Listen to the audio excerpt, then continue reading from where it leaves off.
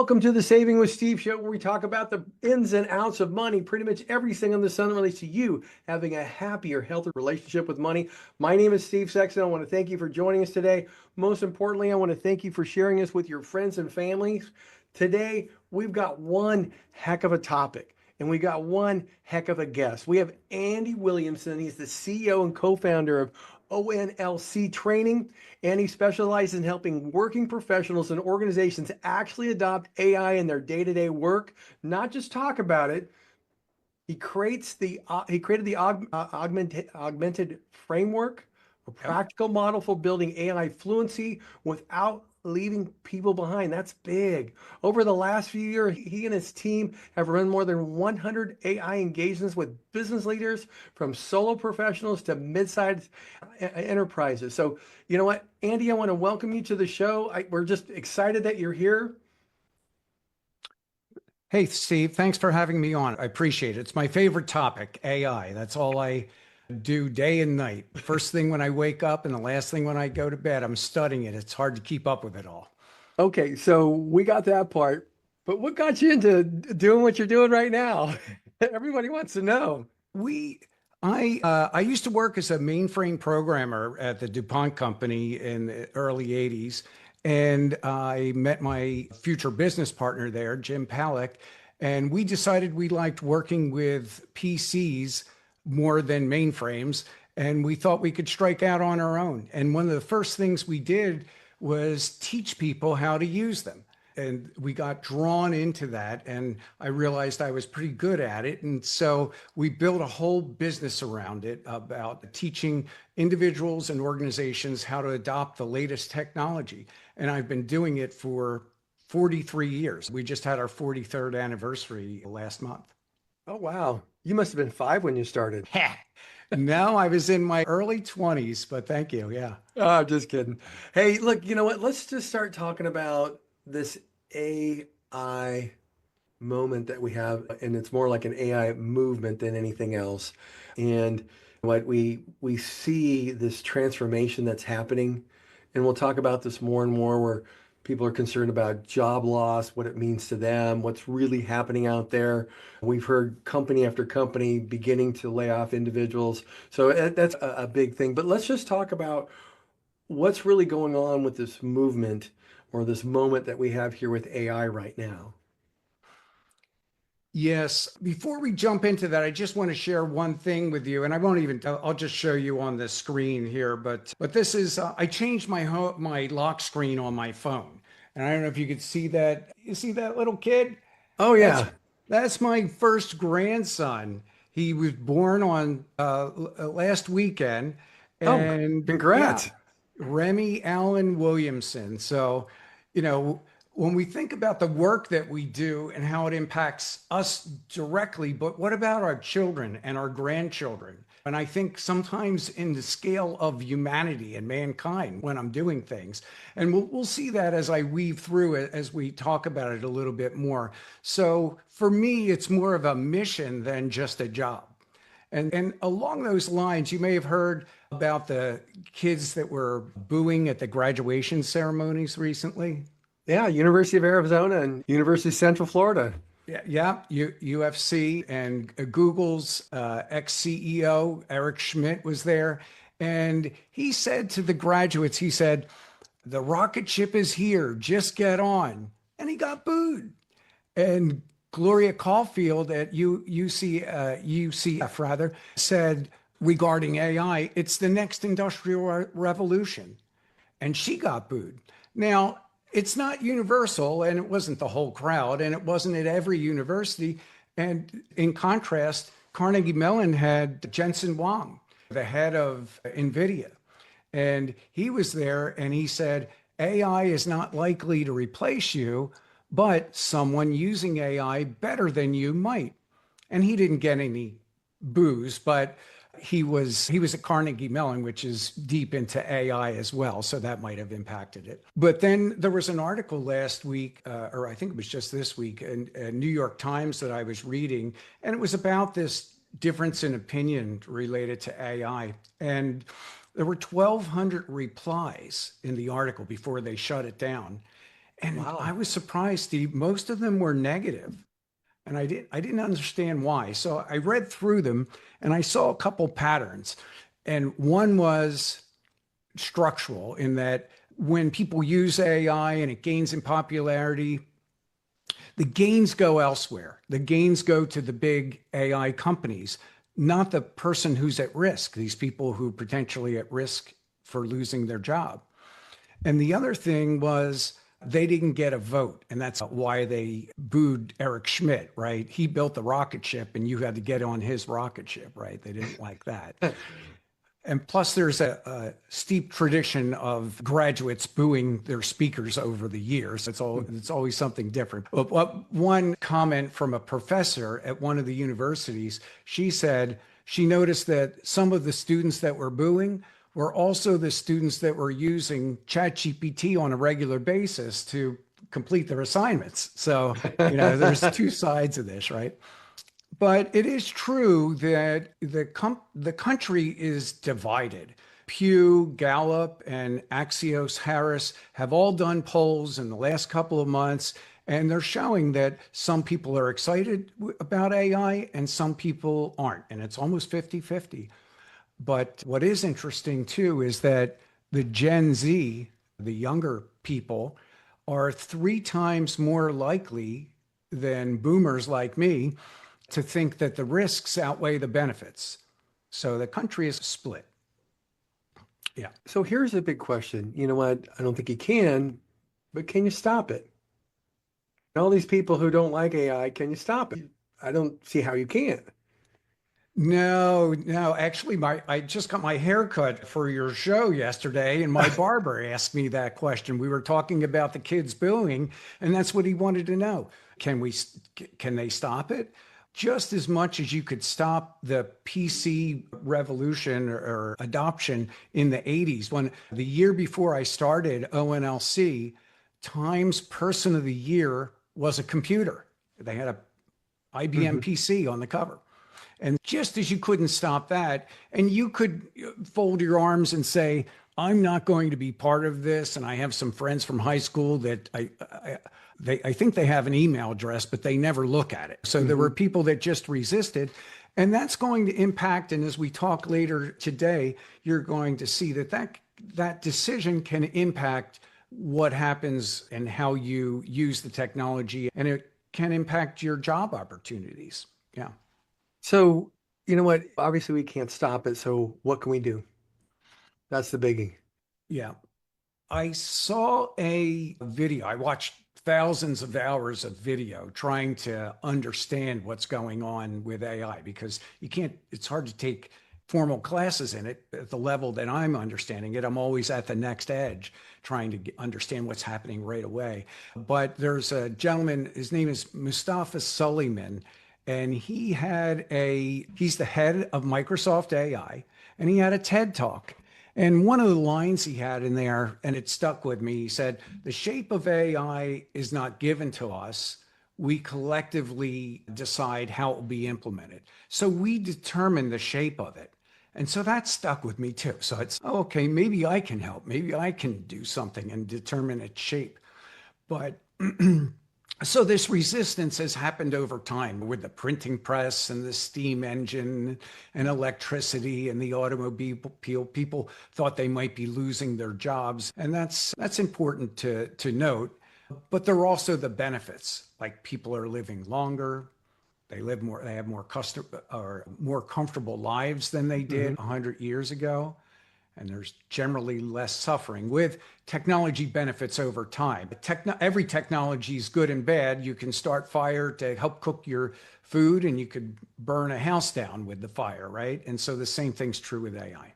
Oh no, I totally agree with that. My dad's 89. He was just recently in the hospital due to a heart issue, and one of the things was a clot, and they were able to actually go find the clot and then actually take out the clot where it was, and then he actually went and had his open heart surgery today. And because of the technology increases, that wouldn't have happened 10 years ago. They wouldn't have been able to do it. He would have been, things would have not turned out well. And you know what? Everything turned out really well because of the advancements in technology. So AI, I totally agree. It's an important thing. It's moving everything forward, but Gosh darn, it's scary. So, hey, folks, stick with us. We're going to right back. We're going to talk with Andy Williamson more about AI and how to navigate the workforce. Hey, welcome back to the Saving with Steve show, where we talk about the ins and outs of money. And right now, we're talking about the AI and how to navigate this job shift. And we've got Andy Williamson here. And you know what, Andy? We were talking about that there's no real shape to AI. There's not much you can do about it. It's the advancement of technology. But you know what? When it comes to automation, and we've heard that term throughout our whole work life, I don't care how old you are, you hear automation. To when we talk about automation to augmentation, you know what, when you got started with AI, okay, you know what is it really like there? How did you get started with that? Yeah, it came out, ChatGPT is usually the start of ChatGPT was, I think, November of 2022. And so I heard about it, and a couple weeks later, I took a look at it and I said, oh my gosh, this is the biggest thing I've ever seen. I've been in technology for 40 years and I had never seen anything like it. And I could quickly see where it was going, especially if it continued to improve. And Steve, it reminded me of a story or situation that happened when I was in eighth grade. Our social studies teacher stopped the class and he started to talk about genetic engineering. And it was a big deal back then. And it was a major breakthrough. And he looked at the class and he said, you will have to decide how to use this technology when you are in control, when you're older. And it made me think, but okay, that's right. I'm going to grow up and be in control at some point, and I'll have to make decisions about genetic engineering.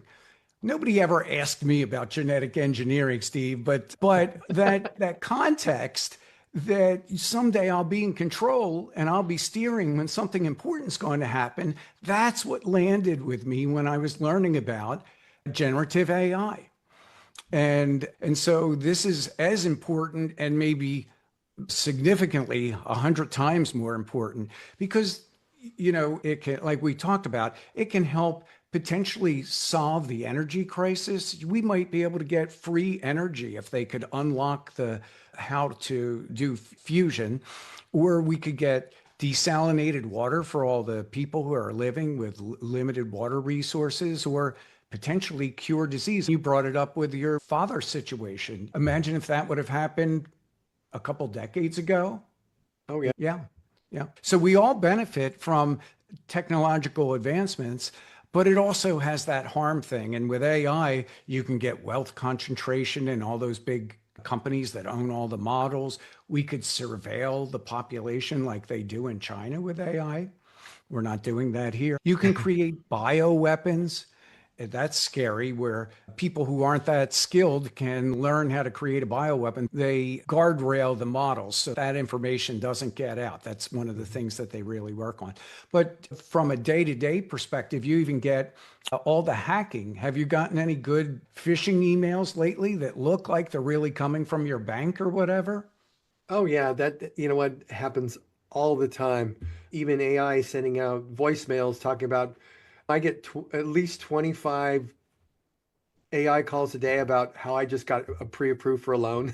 That fills my inbox. That's all I get. I must be on Yeah. the same list as you, but yeah. So we get all of that, and I wanted to tell you about another video I saw because I watch so many videos. This was another one a couple years ago, and it was from this professor from Stanford. His name is Eric Brynjolfsson. Took me a while to learn how to say that, but Eric Brynjolfsson, he's an economist from Stanford, and he had a video about the Turing trap. And I knew about the Turing test, and many of your listeners may know about that. The Turing test is if you get an answer and you can't tell it's from a computer, then that means the computer's as smart as a person.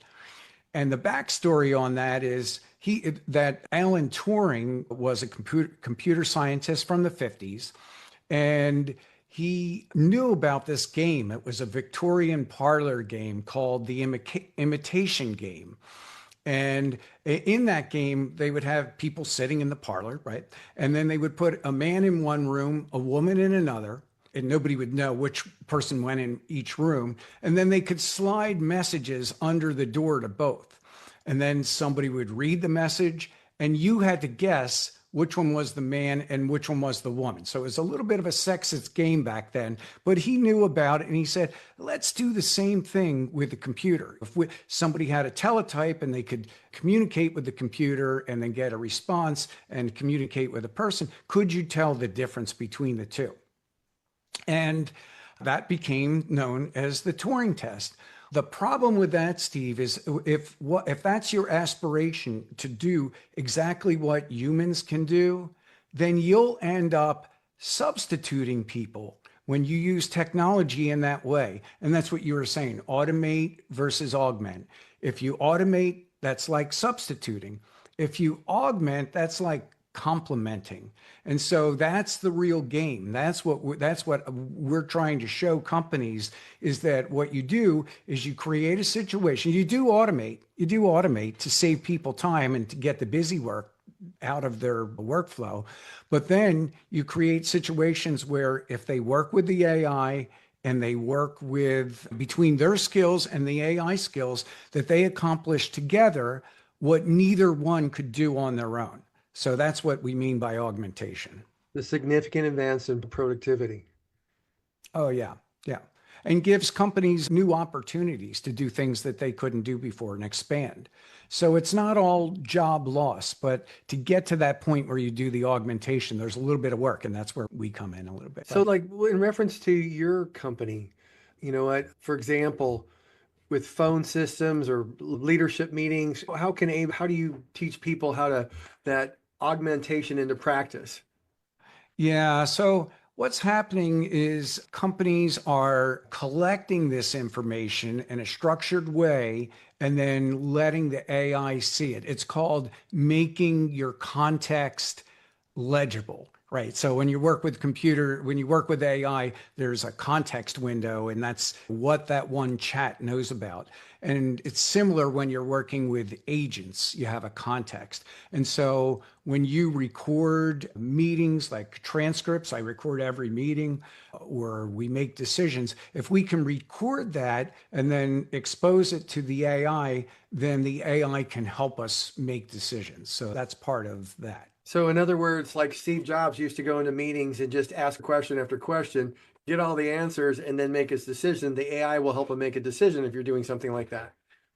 Like I said, I record every meeting. And with our phone system, yeah, we're actually just looking at a new phone system right now. We're about to make a decision which one to use. They have amazing capabilities. Not only can they record what you're saying, but they can be listening real time. And we teach like 100 different packages. And so if somebody starts asking about Adobe Photoshop and you don't know about it, it can pull up that information on the screen right as you're listening. Or if you're telling me what your needs are as in your work, it can help put together a special learning journey for you. And by the time we're done talking, I can have it ready and I can send it out to you. So those are the kinds of things that you can do with these new phone systems. Yeah. They can lift up or augment the people who are on the phone. It's not just a monitoring thing. It is good to have some monitoring, because when the leadership knows what people are doing, and the people through the transcripts can hear what the leadership's doing. Now, for you, when you're going back to what you were doing there, and you know what, my understanding is I'm trying to understand, like, you've been working this practice for a very long time, bought out your partner, you've got a very highly tenured staff, pandemic hits, you got a big sales decline, no layoff. What did you do there to help move forward with AI? How did it help your business? That's a little bit of a different story. See, what's happened is the AI has gotten more powerful in just the last couple of months. The first few years of working with Microsoft Copilot and ChatGPT, you could write an email that sounded like a pirate pretty easily, but it didn't really move the needle. That's what people were talking about. It's like, these little games are fun, but how do we actually get some ROI? And it wasn't until earlier, very late last year and early this year, that the models got a lot better and could do more competent things. Before, it could do 20% of it, and then you would have to take that 80% and do it by hand to fix it. And you'd end up spending more time than it was worth. Just recently, that changed. So while we taught over the first 3.5 years, we were informed. We had three free webinars that we would do. We had over 30,000 enrollments, 30,000 enrollments over that period. And we taught so many people. I think I taught over 10,000 people myself in those webinars. That was just a way to establish us and establish the importance of generative AI. But it's only until recently that it's really getting impactful where it can do powerful things on its own. Perfect. Hey, folks, stick with us. We'll be right back with more Andy here on Saving with Steve. Hey, welcome back to the Saving with Steve show, where we talk about the ins and outs of money. I truly thank you for tuning into our show and appreciate you sharing us with your friends and family. All the replays are available at Saving with Steve at the savingwithsteve.us website. If you're enjoying the stories of helpful insight and information on Saving with Steve, then I encourage you to subscribe to our YouTube channels so you never miss a show. Check out a few of our affiliates at UK Health Radio, BBS Radio, Talk Radio New York City, E363V, New York City TV, Las Vegas TV networks. All these networks are dedicated to empowering you to solve problems, uplift your spirit, and live a life of personal and financial freedom. Now we're jumping back here with Andy Williamson. We want to start talking about, and you're seeing this all over, hey, we're seeing layoffs with these big tech companies and everything. So we want to talk about that job chaos, and we also want to the K economy. But let's really start here, Andy, because I'd like you to educate our listeners. What does a K-shaped economy really mean? Yeah. So if you think of a K, it's got two lines, one going up and one going down. And if you just took the average, you'd think, okay, things are okay. Everything's okay if it's a good average number. But from an individual's perspective, you're going to be placed on either the upper trajectory of the K or the lower trajectory. So you're either going here or down here. It's going up or it's going down. Yeah. And back up for a second. So the big companies right now they can afford to adopt AI and invest tens of millions of dollars sometimes to implement AI in this advanced way that I talked about, where you make your decisions legible to the AI. And so their workforce is becoming automated. And what we're finding, we thought that the primary impact was going to be on the entry-level jobs. But when you look at these mature companies, what was it, Meta, and there were just a couple others this week that let people go, they let the middle managers go, Steve. And the reason they did is because when you have AI, and it understands what the leadership's doing, and it understands what the individual contributors are doing, you don't need the middle manager layer as much to communicate the information up and down. So that's one aspect of it. So what you're saying, like, for example, my son's company, they're pretty much keeping all the engineers and some of the senior management, but multiple layers of middle management are going away. Yeah. Do you know the Y Combinator company, the venture capital, the startup firm, and they're at the leading edge of this. And they say that in the future, there'll only be three kinds of workers. There'll be the IC, the individual contributor. There'll be the DRI, the directly responsible individual, and that's somebody responsible for a whole workflow, and then the leadership. And all three roles really have to know AI very well. There isn't going to be a role for anybody that's not steeped in this. It's like saying what roles are available in a knowledge worker economy for people who don't touch a computer, right? Like back in the 80s, right? You can't just fold your arms. So that's important. And what's going to happen, I brought up the big businesses because the smaller businesses, the bigger businesses are the one that can afford it today. But when it becomes 100 times less costly to do that kind of implementation in a year or two, then every small business is going to want that capability that the big businesses have, and they're going to need people to staff that. And so the people who have spent some time moving forward over the next year or so coming up on AI, they'll be able to jump onto that upward trajectory of job opportunities. And I believe they could probably get like a 20%. I've seen studies, they say you get a 20% lift in your pay when you're a person that can use AI to do much more than your non-AI using peer. And we're probably going to see a lot more people that are younger because they understand how to use AI become much more fluent quicker, just like we saw with the beginning of the computer program, the internet, the whole shot, all that, all those new revolutions, people want to call it, but it's just a new industry that's moving forward. Exactly, exactly. And you have, I think even Accenture is letting go of managers who refuse to adopt AI. They say it right. It's everyone has to use AI. And if for some reason you don't want to, that's okay, but we won't be able to employ you. Yep. I totally get that. Now we're beginning to see more. We've talked about this a little bit, and we see the job losses in the headlines. What don't you see in the headlines? What are people not seeing right now? Yeah, yeah. You know, like So that's headline versus reality stuff. at one level, you have people that are afraid. This guy gets back to reminds me of the other day when I went to my barber. He said he's got a lot of programmers coming in and they're afraid they're going to lose their jobs because they're 50 to, when programmers are now 50 to 100 times more productive. And you're thinking they would use fewer programmers. But that's not always the case. In fact, it's actually the opposite, Steve. What happened in the 1860s, there was a gentleman, William Stanley Jevons, and he figured out a way to create a steam engine that could use 1 ton of coal instead of 10. And everyone thought that the demand for coal would go down dramatically.